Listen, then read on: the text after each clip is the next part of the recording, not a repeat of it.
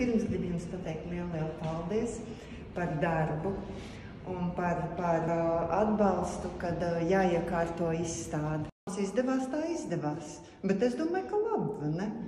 Nu, mūsu darbu taču paši par sevi jau labi, vai ne?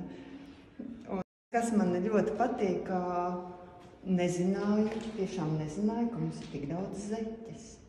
Šoreiz ir jāpasaka arī paldies gan attālināt Baibai Pilānei par to, ka viņi iesāka Kolkā tos lībiešu zeķu adīšanas kursus, kur mēs lai mēs tā ielecām vienreiz un Anita ir bišku vairāk, ja? Bet tas deva tādu stimulu arī mums pamēģināt.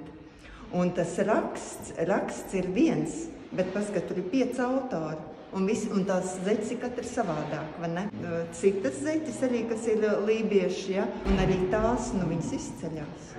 Protams, mūsu standarts, un kas ir neizbēgami, ja, ir mūsu valda. Viņas zeķes, paskatoties, izceļās, mēs to redzam, vai ne? Ar rakstu un krāsu bagātību, ja, tās 3 vidējās, ja?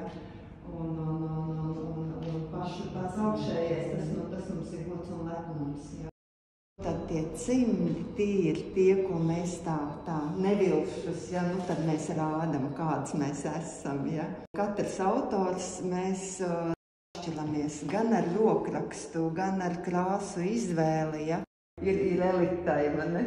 Sarkans, jā, tev ir sarkans, tev patīk. Un mūsu Marija, Anita var parādīt to pirmo rāmīti ar tām ozolu zīlēm. Neviens to neiedomātos izadīt, vai ne? Bet Marija to mums izdara. To viņa mums izdara, jā. Es varu tikai lepoties ar jums. Es varu tikai lepoties ar to, ka man ir tāda komanda. Un meitenes, mēs varam apbrīnot vienotru darbus, tikai apbrīnot. Tas ir viss, ko es jums varu pateikt.